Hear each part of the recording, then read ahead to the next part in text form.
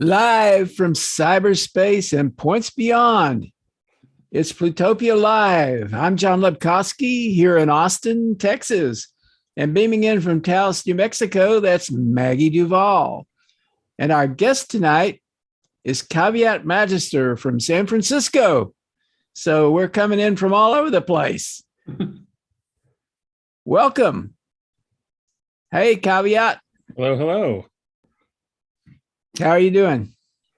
Pretty good, pretty good. It is bright and sunny out in San Francisco, but I've spent most of the day inside, so. Or are you writing? Are you working on something? A whole bunch of things. I tend to work on a lot of projects at once rather than deep diving into one thing for a day. I do that occasionally, but most of the time I'm multitasking a lot. Right. And one of the things that we're going to be talking a lot tonight about is your latest book, Turn Your Life into Art, which I just finished. I've also read the what was the other one, the Cities one. It's been a while. It became Cities. Yeah. Thank you. Yes, and I want to. There's a lot of thoughts that are just bubbling up in my head. I know that you get asked all the time about Burning Man and the culture of Burning Man thought. I don't really want to talk about that tonight. So, because there's plenty out there. There's a bunch of wonderful stuff on your website, a lot of talks you've given and so on and so forth. But the book is about what you call the psychomagical or psychomagic. Mm-hmm. And I want to dive into that. But first, I wanted to note, it just brought me great joy that you use the word numinous a lot, mm-hmm. and it's a favorite word of mine. And if you wouldn't mind, I'd like to go into what you define as psychomagic, and then talk about the numinous related to that. Right. So, I got the impression that you were going to read a definition of the numinous, or do you want me to? I would like you to. Yes. Okay. Sure. So. First of all, I should give credit where it's due. The term psychomagic came from Alejandro Jodorowsky. I have absolutely taken his term and applied it. I did not invent this concept. Oh, very good. You're so prepared. I read it during the pandemic. Keep going. Mm-hmm. Mm-hmm. And I'm mostly sticking with what I understand his definition to be, but I'm sort of adjusting it slightly for the scene that I'm talking about as well.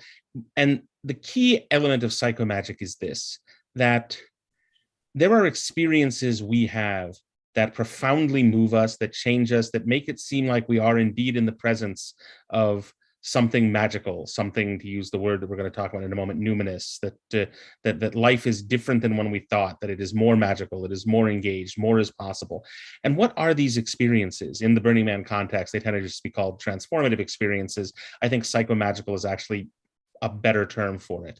And these experiences, Jodorowsky told us, come from out of the fact that in the majority of our lives, most of what we do, we are engaged with our conscious minds, but that is not the majority of who we are. We have access to the conscious, but most of what we are doing happens in the realm of bodily processes that we are not conscious of psychological processes that we are not conscious of, the unconscious, the subconscious, spiritual processes that we are not conscious of, the spirit, the soul. All of these are things that our conscious mind doesn't have direct access to, but that really impacts us tremendously.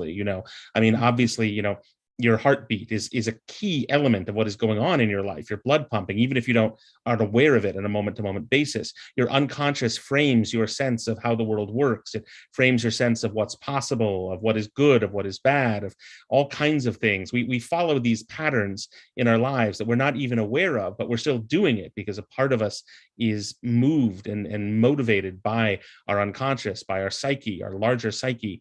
And when we want to make changes in our lives, or when we want to really do something foundational, we generally can't do it on purpose because we try to do it with our conscious languages. That is to say, right. We want to move our psyches. We want our psyches to do something for us. We want them to move. We want them to change. We want them to act. But we ask them to do it using the tools of the conscious mind. And the psyche doesn't speak the language of our conscious mind. It doesn't speak ordinary dialogue. It doesn't speak logical argument. It doesn't speak graph and analysis. It doesn't speak motivational exhortation. It doesn't do any of that. The languages the psyche speaks, Jodorowsky pointed out, are poetry, symbolism, archetype, magic, and action. Those are the things, those are the language that the psyche speaks. And if we want to move the psyche and have experiences that our deeper psyche really engages with, then what we have to do are speak to it in those languages. We have to communicate it in the language of magic and symbolism and poetry and archetype and action. We have to do things that are symbolically loaded in order to get our psyches to peak up and say, oh, wait, something's happening here. I can respond to this. I can engage with this. And when that happens, when we do that, those are psychomagical experiences. Those are experiences that do indeed seem like the universe is turning in a different way, that what we thought was impossible is now possible. And then we're having an experience of psychomagic. And the point is that you can design for these experiences. You can't make them happen. You can't force someone to have a psychomagical experience or guarantee that it's going to happen, but you can create conditions under which these experiences are more likely. Like a container, like a fluid container, like a porous container, perhaps. Right. A liminal space in many ways. And when you design that well, it's much more likely that lightning is going to strike, that fairies are going to come live in your garden, these kinds of things. And so that's what psychomagical experiences are. And the numinous, which is a term that I first encountered through Carl Jung's work, is an experience or object. It's a characteristic of a kind of a charge, a sacred charge. If you encounter something that's numinous, you are not just intellectually impressed by it, but you are struck intuitively, instinctively, almost bodily by its sacred power. Right. That is the impact of the numinous.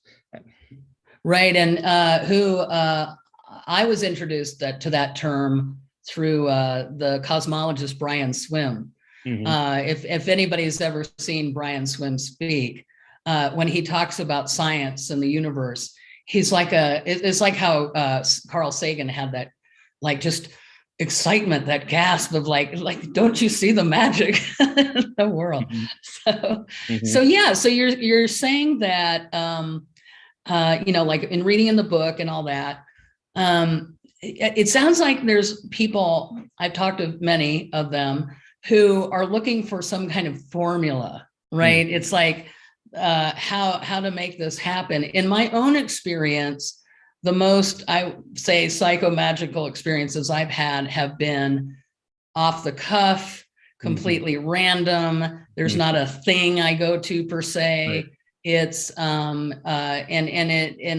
I wanted you to speak to that a little bit, and then I wanted to talk about miracles without religion. So sure. Yeah, formula is in many ways the enemy. The more formulaic you get, the more your subconscious, your unconscious start to tune things out.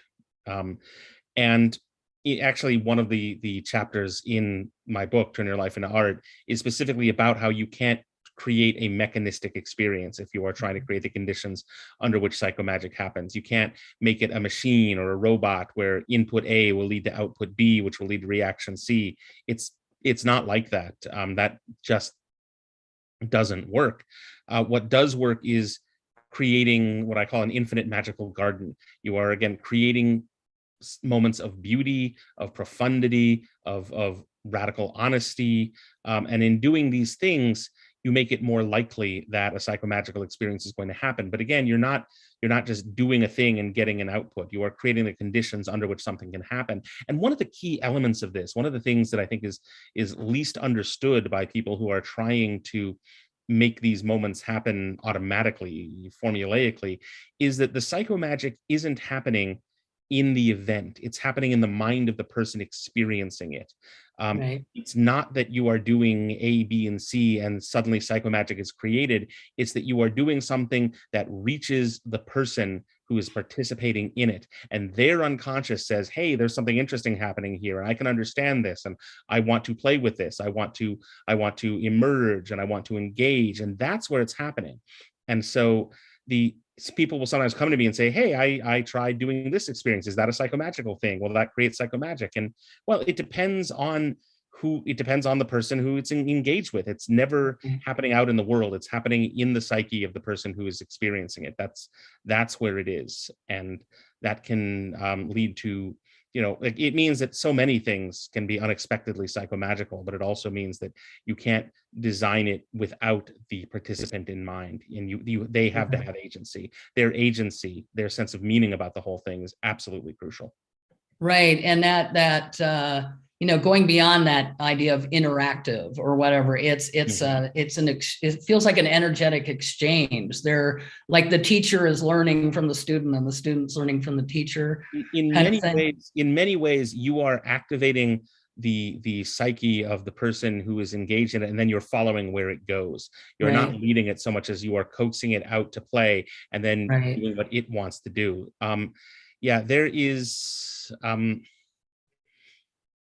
There is a way in which trying to create these experiences, I've said it, without the recipient in mind, without following where they lead, it just doesn't work. It feels like an imposition rather than an invitation. Right. And there's also one of the other discussions I've had frequently is whether it's a personal growth workshop or an event or whatever, like you're really in it at the time with so many of them, but then you leave and it just kind of vanishes. You're not left with anything. There's this frustration. Whereas more of a transformative experience, a psychomagical experience, to me, it feels like it continues to ripple out and spawn new things. Is that correct? If you do it well, yeah. No, there's a big difference between trying to motivate people and exhorting people and actually letting them express themselves in a way that that is meaningful to them. And one of the big differences, I mean, I come across something a lot in which people assume that any immersive or interactive experience is necessarily psychomagical. That's what psychomagical means. Well, you're immersed in it, you're interacting with it. No. We have immersive and interactive experiences, some of which are beautiful and lovely all the time, that are not psychomagical. And part of that is that psychomagical experiences tend to involve giving the recipient of them meaningful choices. That is to say, they're not just following along, they are choosing what to do, they are choosing how to engage, and that the choices that they make actually have a significant impact on the experience that they have. That's one of the key design elements for the kind of psychomagical experience that I'm talking about in this book. And lacking that element, you are much less likely to get a profoundly psychomagical experience, let alone one that actually lasts and changes people, that is transformative. And I think that's precisely because an experience that is immersive and interactive but doesn't offer meaningful choice, well, there's nothing at stake. There's nothing really at stake. Whereas when you start to allow people to make choices that really mean something, especially to them and to the experience they're having, that can have a transformative effect. That opens up a whole lot of doors of potential for a deeper, more lasting impact. Right. Yeah. I loved what you were talking, those choices, and also the whole idea of the danger and the risk. There's just something in me that has that feeling of, it's almost like that Kate Bush video of Breathe, where she's like pushing that membrane, like wanting to stretch, and like, you're not sure what's beyond that. So many experiences to me have felt, way over programmed, sanitized for your protection. And I've always been someone who enjoys, sometimes not to my benefit, doing the free fall, because I wanted to see. I can't help myself. It's fear of missing out. Want to see what happens next, right? Yeah. No, these experiences are not benign. And I mean, it should be recognized that, there's of course an element of danger there. There's the possibility of something going wrong, but this comes along with the fact that you are giving people the opportunity to make meaningful choices. When you reach into someone's psyche and activate something, invite something that doesn't usually get to express itself, there's a potential for danger there. So they're being honest. When you follow where that goes, you don't know what's going to happen next. There's a potential for danger there. When you let people, especially people in those states, make meaningful choices and decisions, conditions, there's a potential for danger there. And that's not something that needs to be taken away in order to make the experience safe. That's actually something that makes the experience possible. And of course, that means there are ethical concerns with offering people these kinds of experiences. Absolutely. But the answer is not to try to sanitize everything or overprogram everything and make it safe. It's to get better at working with danger. It's to get better at working with dangerous things so that you can keep people safe. Right, exactly. And it's we have a question from the audience. I'll ask in just a minute. I'm just acknowledging that, John. There was something in that in the approaching risk and too that made me just popped in my mind, the whole idea of the parents who don't trust you enough to let you make your own mistakes, right? So there's something beautiful in that. It's like, for those of us like me that didn't have that, right? You have to, I will tell you everything for your whole path, right? Yeah. I left, that's when I left to go to California and hit at the right time, right? So that I could go like, I want to try this out for myself. I want to see what happens. I wanted magic in my life. I wanted weirdness in my life, right? So I think that's really cool. There's that element. The parental metaphor is a good one in many ways because, especially if you're talking about transformative experiences, because people can't grow for you. People cannot grow on your behalf. They can't do it in a way that keeps you safe from the consequences of your own actions. They can't grow for you. And the attempt to do that always fails as a transformative experience. If you want people to have a transformative experience, you need to let them lead. You need to let them make decisions. You need to let them engage, and you need to let them make the choices and face the consequences. It's just the only way that works. Well, and I also think too that when that's not allowed to happen, I have the image in my mind of the iris on the camera. When it's closed down, it's like there's this backing up.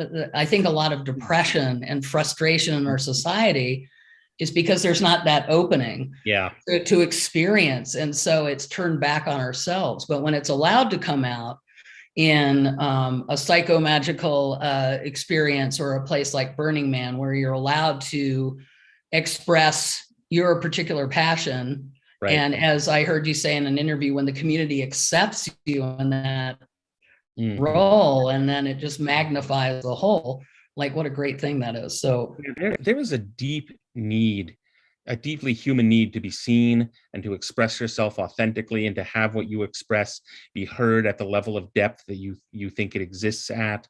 These are profoundly human needs, and they're not needs that our society right now is good at fulfilling. We're actually quite terrible at it. For all that, we are a compulsively self-expressive society, on online, everywhere.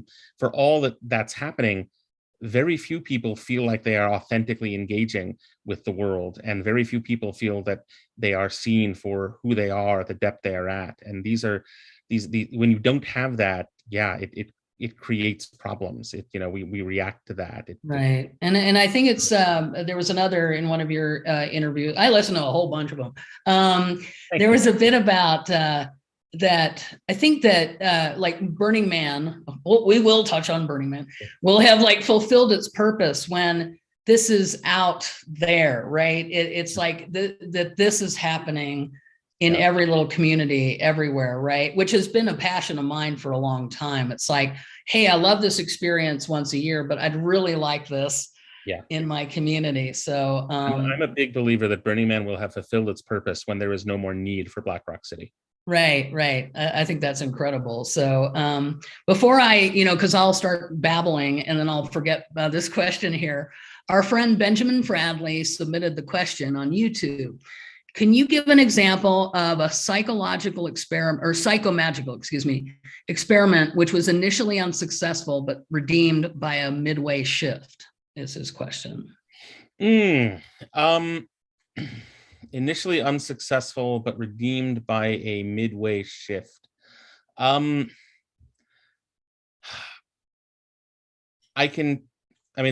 answer is almost certainly, but nothing is coming to mind immediately. However, I can tell a story about an experience where I wasn't sure what was happening midway through and had to make a decision. So right before the pandemic came down. This was a series of art experiments. I called them my mad art experiments that I was doing just prior to the pandemic, and the pandemic, shut that all down. And I'm hoping to pick them up again and starting the process of that. But I was taking a Burning Man experience that I had pioneered on the playa and then was doing with people off playa and going around, a one-to-one experience that I've written about this actually. And it involved taking a large book of fables. Awesome. About 100, there should be 100 unique stories in that binder, each of which is a page. And what I would do is, the experience is I would let people pick a story out of that, but they had to do it while they were on an egg timer for 2 minutes. And there's no way in which you can pick your story, the one that you really want to have rationally. It's 100 pages, all of which are beautifully laid out with a lot of images, and the only way you can really decide is to fall back on your instincts. There's no way that you can do it rationally, and so people would do that, and that was the essence of the experience. In late 2019 and early 2020, actually, I was try an experiment in which I would have people do this art experience, but I would put them under hypnosis first. And while they were in a trance state, I would first, have them go through and find the stories that they felt they needed to have that was meant for them personally. And, I gave them suggestions about being more in touch with their intuition and being able to make, intuitive leaps. And then when they picked it out, I would read it to them while they were in a hypnotic state, but do so having given them instructions that they would experience this fully, it was a full sensory experience, that they were actually present and engaged in it. And the first time I did this with someone, the very first time, midway through the story, while he's in a trance state, he starts to cry. Oh, wow. He's starting to weep. And I've never had this happen before. I've never had someone cry while under hypnosis at all. I've had people cry when they were reading their stories. I mean, this is designed to be a very powerful experience, but not like this. And I had to make the decision on the fly, literally as I was reading it to him. Okay, do I shut this whole thing down, or do I keep going? I mean, I don't know what these tears mean. I don't know what is really causing them. And I decided that the best thing to do was to keep going, because if I immediately stopped it, then I knew something would be going wrong. Whereas, if I finished it up, I could then, and as I did, then try to make sure that the experience was cathartic. We could talk it through as a complete experience, but I really didn't know. And indeed, after it was all done, he confirmed that had been the right decision, that they were cathartic tears, that he was, the story he had picked was really touching on something that he was struggling with actively in his life. And so to experience it that way was profound and cathartic. And so it was a good experience. But yeah, there was a point in that moment where I had no idea what the right decision was. And that's interesting that you followed your intuition, right? Because just being in touch to know that, instead of going to total panic, right? Like, no, what do I do? Right. And this is back to the idea of being good with danger. I couldn't afford to panic. I mean, it wasn't it wasn't me that was at risk there. It was him. And so, I had to be able to think on my feet, and I suss up the situation quickly and make what was hopefully an informed decision, because this wasn't about me in this moment. It was absolutely not about me. It was about him. But there's something in there, like inadvertently channeling what he needed, right? That's brilliant. No, the experience of, this is something else that we talk about, and I talk about in the book, that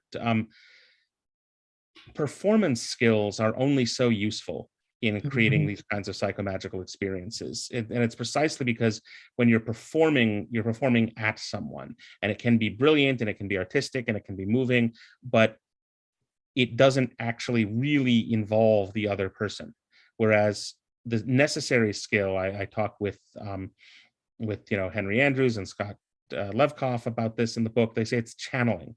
It's being able to open up that connection to someone, and then let something through, and then be present in it.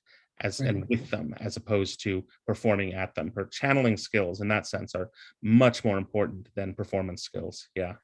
Well, and it's interesting too, because in more like in the esoteric healing world, it's the whole idea of like, I'm not the healer, right? I'm, whatever thy will, the higher good and all that stuff is what you say. I have nothing to do with it, right? It's, just allowing it to come through. So I think that's interesting. And that's something I want to touch on. There's another question I'm going to ask you from Benjamin in a minute here that I want to circle back. And I'm hoping I won't forget before the end, because there's something about your work that is the mystical side of the outer, face of the event, just sort of like mystic Christianity, mystic Judaism, mystic Islam. So anyway, I'll touch on that later. I want to get to Benjamin's second question here.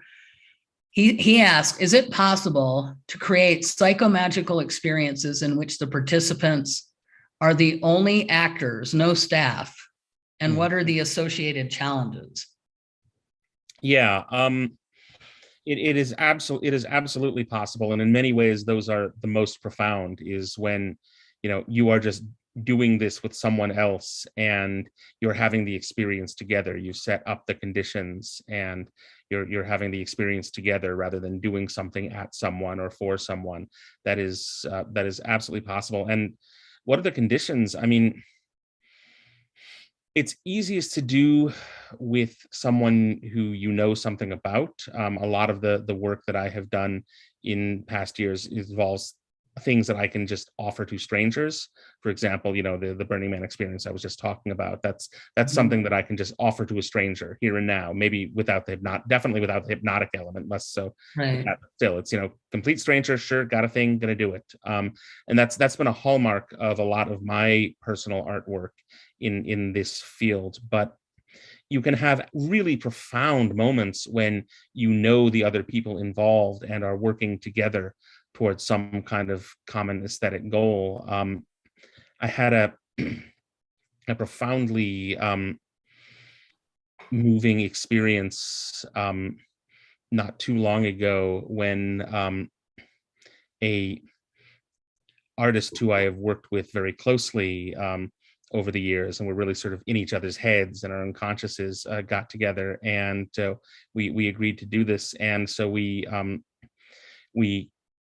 met at my place, and first she interviewed me for about an hour, talking about what's on my mind right now, what am I struggling with, what am I grappling with, what's happening here, and then making designs on the fly for each thing. But she didn't show them to me. So for each of the things that I was talking about, she created images and sigils and the like. And then after about an hour of that conversation, we laid a tarp on the floor. I stripped, and she painted all of those images on my body for the next 5 hours. And I didn't know what they were. And so, and then at the end of that, we got up and I was able to see what I had become, see this on me, see what the symbols were, see. Wow. And that was, oh my God, that was just such a profound and moving experience. It just, yes, absolutely. And it was for her too. We talked about this. This was not something that she was, it felt very much like a collaboration to a degree that was actually somewhat startling to me. It wasn't like something she was doing to me. It was something that we in the moment, in the energy of it, and the flow and the mental state was felt very collaborative and profound. That was a deeply moving experience. Very powerful, and like making the word flesh. And I think that's incredible. That's that's those. Again, those moments in time where it's like those Matrix films where everything stops and there's this moment of clarity and you can see like everything around you, and there's that hunger that we all have for that. And I think I just really have admired your book, because you're speaking to that quite a bit. Circling back again to miracles without religion. And we'll circle back again about the mystic side of things. So speak to that a little more, if you wouldn't mind. One of the things, I mean, this is something that I think is an important distinction, is that, you know, we didn't invent psychomagic in this, you know, this scene that I'm talking about. And it's not just that, you know, Alejandro Jodorowsky actually came up with the word, and he came up with it to describe other people doing other things. It's that psychomagic is common throughout the world. I mean, you know, I can't imagine there's a culture that doesn't have elements of it in some ways, and it's often very religious. It's often comes in religious iconography and religious experiences. You know, that's in many ways it's home. But one of the things that is remarkable about the psychomagical scene that emerged in the San Francisco Bay Area from, you know, the more or less the 80s to more or less 15, 30 years, is that it was a psychomagical scene that was largely founded by atheists and materialists. Right. It's not that there weren't spiritual people involved, but that it is a school of psychomagic that makes no epistemological claims whatsoever. It's not saying you have to believe in this in order to do this. It's not saying some spiritual entity, you know, does such and such. We're not invoking anything in particular. That you have these experiences, you have these miraculous experiences, and all you have to do is participate. You don't have to believe in anything in particular. You don't have to adopt any particular creed. And that, I think, is unique and is very important. And in that sense, when you have enough people doing this with each other, for each other, enough, then yeah, you have miracles without religion. You have, you know, a scene in which everyone is a priest and every ritual is unique, and, you know, never repeated, and it's really quite extraordinary. Yeah, and I think there's something really amazing about again, when I got to the Bay Area, and the first thing I saw was a guy in a chicken suit riding a bike down the street, and I thought, I just fell to the ground and said, I'm home. I have found my people. Yeah. But what I loved was the absurdity, the not taking anything seriously, the pranksterism. I was like, finally. You know, and I think that, you know, I'm always, what interests me always is the spirit of something and not it becoming what I would call encased in amber or codified or dogmatized. Yeah. And yeah, there's just that irreverence too. There's so much irreverence, and it just, you know, it gladdens the heart, you know, it opens the heart, the laughter, but also it brings the tears, you know, it's just, yeah. This is another area in which the San Francisco School of Psychomagic is distinct, is its emphasis on the whimsical and not just the irreverent, although certainly that, but that, you know, these experiences can be profound and moving, but also playful and absurd, and you don't privilege the one over the other. In fact, if you're going too long without the whimsical and the absurd, then you are making it less of an experience, not more. Yeah. Right. Yeah. It's more of a without a top-down structure, there is a kind of checks and balances that just is naturally flowing, and it's almost like we talk about here in Taos, that you know, if the mountain doesn't like you, it'll spin you out. It's just the kind of idea that if you can't work within the flow, the energy of the place, and I'm not talking about, you know, like or like that. I'm like, you know, if you know, and so anyway, that's babbling a bit. Over the years, I've actually become a big believer in psychogeography, in the sense that just as every environment has its own, just as every place has its own unique physical environment, that every place has its own unique psychological environment, and you don't have to, you know, go into the mystical to believe that. It's, you know, it's the architecture, it's the people, it's the habits of the culture, but that each place creates its own sort of unique psychological environment, and it's very hard to be in a place where you are constantly at odds with that psychology, with that geography. Right. Yeah. Whereas when you're in a place that wants you to have the same kinds of experiences that you want to have, that's amazing. Absolutely. I love that you said that, because I've been thinking about that a lot. You know, the areas where I have not really fit, areas I have. And when we were talking earlier about, places, and spirit of a place and so on, immediately who popped into my head was David Abram. Are you familiar with his work? He wrote a book called The Spell of the Sensuous, and another one called Becoming Animal that I think that... No, I'm not familiar with that. I think that you would completely resonate with his work, because it's about magic in nature, and in the, from the minutia to the greatest thing, that, getting into that space where you're aware of it. And he trained early as a magician. so anyway, check him out. We have another question for you. This one is from Jane Clark. Given the special circumstances that nurtured the groups you write about in this recent book, have been forced out of the city, what cities do you see now, I can read, are supporting groups doing similar work? I have to be honest, I don't feel like I'm educated to answer that. I would like to be, but I'm not. And candidly, my pandemic experience shrunk my world a great deal. There were ways in which, during much of the pandemic, I no longer felt like I even knew San Francisco anymore, let alone the rest of the world.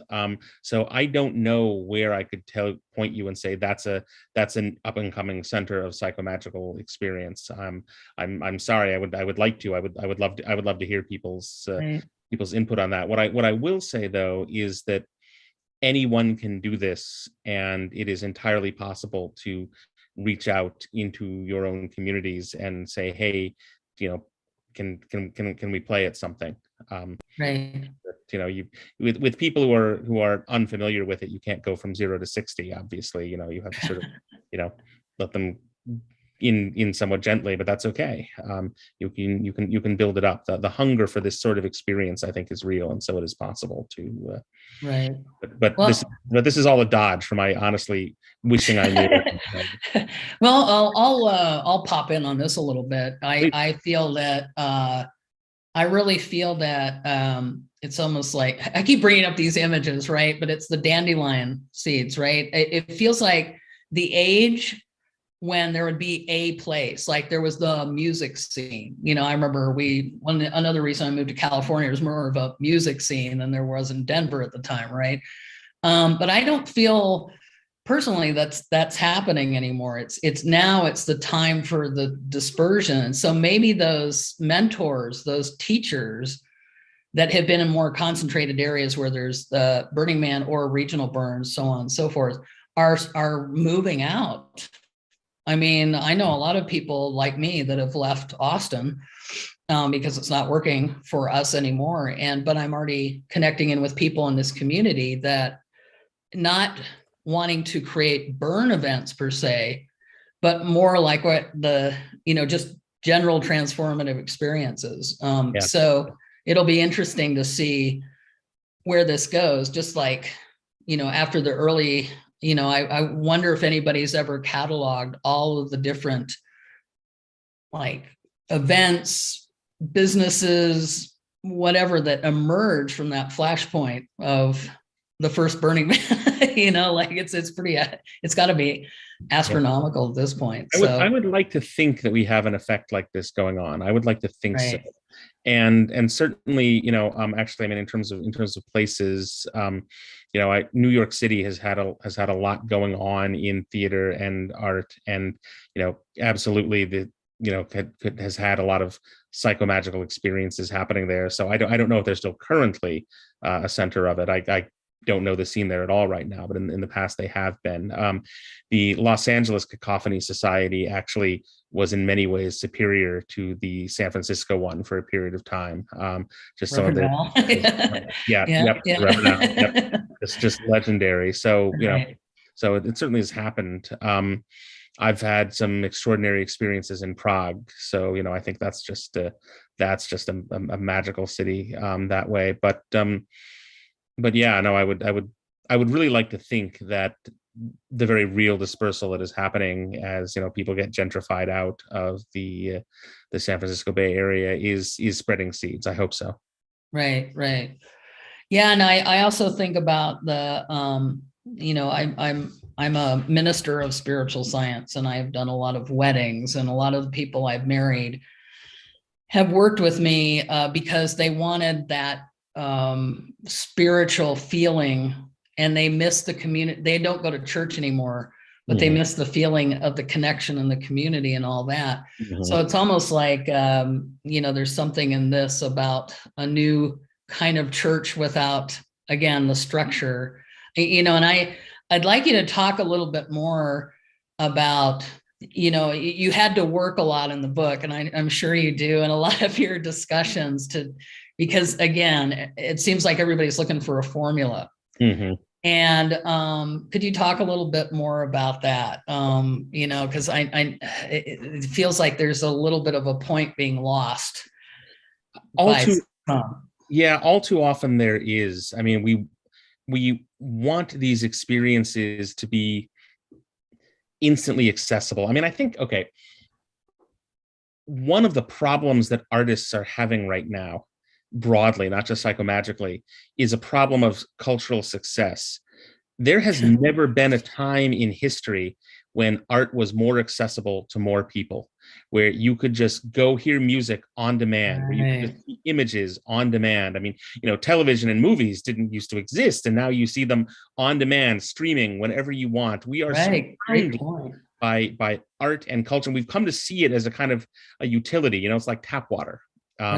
And that's how we want it. We of course we don't want to have to go to the well, every other day in order to haul our water back. And we want the same thing with our art. We want it to be on demand. We want to get it when we want it, how we want it, to pause it and, do something else and then come back to it. And that's completely understandable. I completely understand that.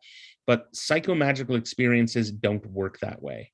There are no shortcuts. There is no abbreviation. There is no streaming service version of it. You actually have to put in the work of designing the experience and then being present with people when they have it, and doing the channeling each and every time, and finding new ways to be radically honest and playful, and to come up with experiences that are not benign and that offer a meaningful choice. I mean, you have to do this every time.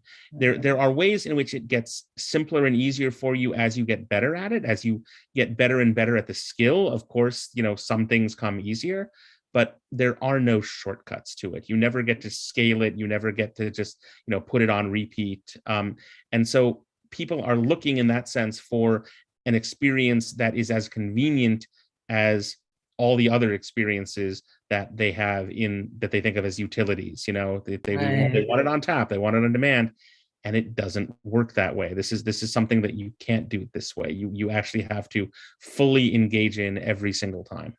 Right. Yeah, and what comes to mind a little bit is when I was a little girl and I'd play store. The fun part was putting it together and imagining what we could do with it and all that. But then when we started playing with it, it was like, okay, it's not working. So, a lot of, there's a lot of great work out there from, let's say Meow Wolf, right? And, they got these great installations, and I've been to the one in Santa Fe twice. And after the first, it's all wonderful. It's great, wonderful art and all that. But after the first experience at Meow Wolf, it was just kind of meh, it was great and all that, but it didn't feel quite as, it's just not transportable. It's not translatable. And, I like that there was the ability to, explore as you would in that environment, but I think it's missing that other step. Do you have any thoughts about that? I know a lot. So first of all, I should admit that I have never actually been to a Meow Wolf installation, so I can't speak to that personally. Right. But I know a lot of people I consider great artists who have, and their reaction is generally similar to yours. Well, first of all, they're really some of them are really angry that Meow Wolf is now synonymous with immersive art because, you know, Meow Wolf didn't invent it, and lots right. of That's what I was thinking. I was wondering about. Yeah. but, you know, Yeah. now anytime you say I do immersive art, they say, oh, like Meow Wolf. Well, no, actually, it's not like Meow, but you know, but so there's that, and I want to say that also nobody begrudges Meow Wolf their Of course not. their immense Right. success. I mean, you know, artists making a living doing this, fantastic. What a concept! Yes. And Yeah. they're bringing great experiences to so many people. So wonderful. But Right. the critique I have heard from people whose opinions on this I trust is precisely that they are creating immersive environments, and they're very impressive immersive environments, and you know they're doing that very, very well, but that there aren't these other elements that really makes it psychomagical, that there isn't really anything at stake, that Right. there is no real it is a benign experience. It's a very cool experience, but it is a benign experience, that you have the ability to choose where you go in the installation, but you don't actually make meaningful choices above and beyond that. That there's it's lacking that element that actually pushes it over into psychomagic. Although again, I have to say that, you know, the psychomagic happens in the minds of the people experiencing it. Right. And so, you know, if someone goes to Meow Wolf and leaves, Right. no, I had a psychomagical experience. Okay. Yeah, totally. Yeah, they could have met somebody in that room who did something that had nothing to do with Meow Wolf. That, you know, who knows, right? Or viewing the thing actually did it for them. I mean, right. This is, you know, it is entirely possible to have a psychomagical experience just of what we would call ordinary art. You know, someone seeing a painting for the first time. Right. You know, someone seeing you know, the Mona Lisa, or you know, when I first started to see I mean, I'd seen images online and in art books of the pre-Raphaelites all the time, but then when I went to a museum and finally saw pre-Raphaelite in person, I started going, oh, this is different. You know, it is, if it moves you that way, if it rouses your unconscious, then yeah, absolutely. But what we're talking about are the conditions under which this is a more likely experience, designing to make it more likely. And and it does seem like Meow Wolf is lacking a number of those elements, even as they are doing other things profoundly right. Absolutely. Right. Yeah. Thanks for that feedback, because that's kind of where I'm at, right? You know, and love it all. And what was the other thing I was thinking about? And there was I really like that you know, there's a tendency in some of the other experiences I've had that I wouldn't call psychomagical, but pretty profound and extraordinary, interactive, whatever, where there was almost like a caste or a priesthood of the makers doing this. You mentioned an avoidance of, did I drop out there for a minute? You did for a moment, yeah. Okay, so there is a, what was I asking? Priesthood was what I last heard. Yeah. There's kind of like this, this idea that there's kind of a rarefied air of the creators. It's like Star Trek or something. Like, and I don't get that at all from what you were describing. It's very distributed networking. You know, there's not the hierarchy. Could you speak to that a little bit? Is that co-creation? There's a lot of co-creation involved, at least if you do it right. But I think there are different visions of what the good is in this sense. I think that, again, much in the way that the rest of society has gone, there is an impulse in which people want artists to be heroic. They want artists to you know, be these heroic figures, these priestly figures who you know come in and work magic and have secrets, and that's very cool. I mean, it is. There is, and you meet people who can actually fill that role, and oh my God, they're kind of amazing. So I get the appeal to that. I really do. Right. But if you want more psychomagic in the world, if you want a more magical world, then you want everybody to be able to do it. Right. And once everybody can do it, and if they do this for each other, then the world gets a lot more interesting. And so that's where I come out on this. I mean, there's a romantic allure to the underground, Right. which is a phrase Larry Harvey once used. And I get it. We've all felt that. But I think of it as sort of literacy. If you want more novels in the world, if you want more short stories in the world, then you want more people to be literate, not fewer. I mean, you won't have as many giants of short stories and novels because it'll be distributed. It'll be once everybody can play, it changes things, and it's harder to find the great men of the art, but you have so much more, and it gets so much better.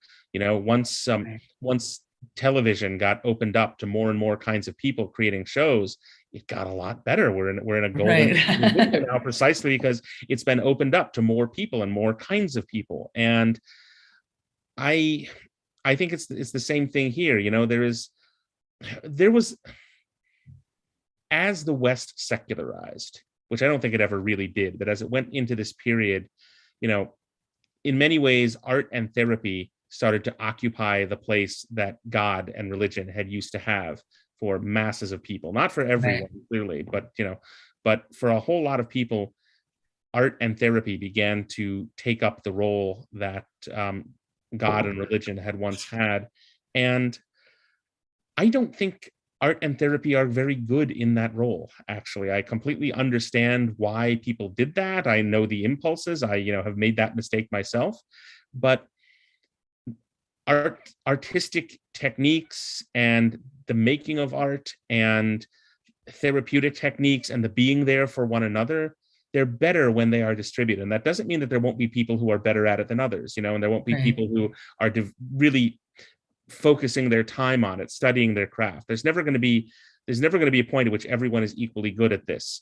Right. But the more distributed it is, the more people have access to these experiences and these tools, the more of a magical world we're going to have, the more of a world that is artistic we are going to have, the more of a world that is, therapeutically helpful for people we are going to have. And so I think, avoiding making these the tools of the priestly caste, of saying it's for them but not for us.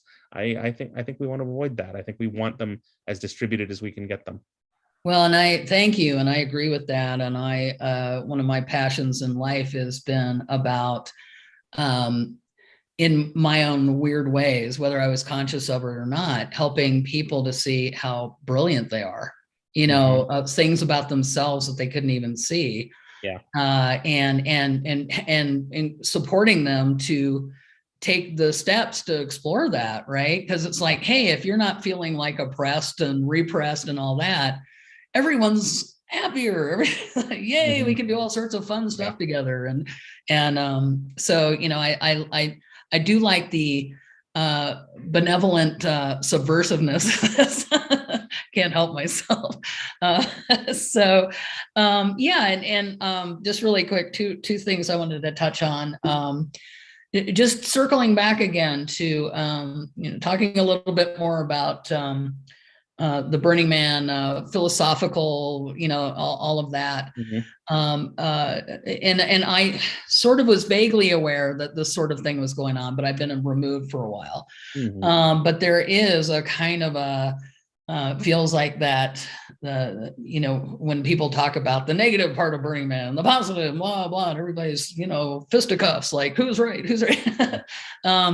There is always the outer form of something, and then there's the inner spirit of it. And it seems like a lot of your work is exploring and addressing that. So I just wanted to show my appreciation as the mystic I am. And just wanted to throw out a sort of speculative question to you. If you could have the world be any way you want, like if you could have this turn your life into art, be everywhere on the planet, how would it manifest? How would you love to see it manifested? Does that make sense what I'm asking? Like no holds barred, oh, we can't do that because of this. Like, what do you see?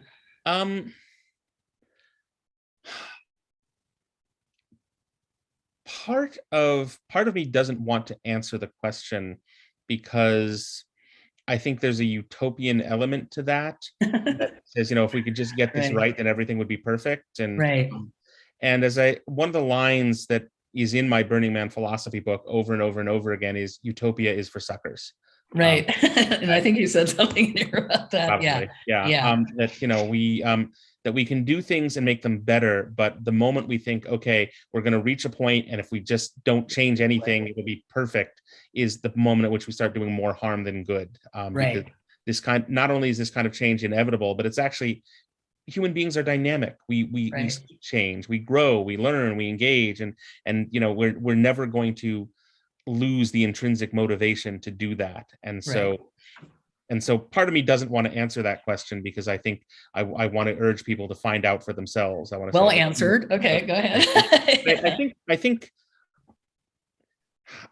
I think what I would imagine we would see, the more and more this spreads, is, maybe at some point there would be larger scale, psychomagical endeavors, but that mostly, or a lot at heart, it would be people doing this for their friends, for their loved ones, saying, hey, can we create an experience together? Hey, I'm struggling with something. Let's create an experience for this. Hey, I have a birthday coming up. Could we come up with something that's really going to reach us? And for that matter, for strangers, for offering strangers weird art gifts in the park, on the street. I think you would see it, and I think you'd see an explosion of it in small scale ways. And I think that people would try then, and bless them for trying to scale it up and come up with larger scale efforts and endeavors of it. But I think more often than not, that would actually move them away from the heart of the experience and not towards it.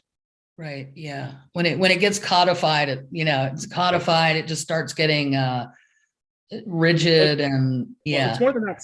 Scaling involves looking for shortcuts, and there aren't shortcuts. I mean, Burning Man has gotten bigger than anyone ever imagined it could be, but I don't think Burning Man scales. I think Black Rock City has gotten bigger and bigger and bigger, but the real expansion has been with the regionals, has been people doing events where they live, has been them forming that, and that's not scaling, that's doing it in their communities. And I think that's exactly how this works effectively. I think trying to scale it and say, well, we can get more people if we just cut corners, or we just eliminate this part, or we find efficiencies. That doesn't work. Well, yeah, with anything, I'm always complaining about, you have a favorite pop-up cart, like a taco cart, and then all of a sudden they're a giant corporation and it doesn't taste the same anymore. It's just not the same. So that was great. 3 minutes left. Okay, so what I would like to do is ask you if there's something that I know there's a million things we could cover, but is there something we haven't covered that you would like to address or talk about? Or I am always curious when I talk with people what their first experience of psychomagic was. So I'd love to hear that from you. It doesn't have to be when you knew what it was, but when you just first realized, oh, wait, there's this thing that exists in the world. There's a kind of experience I can have. Let's see. God, there's been so many of them.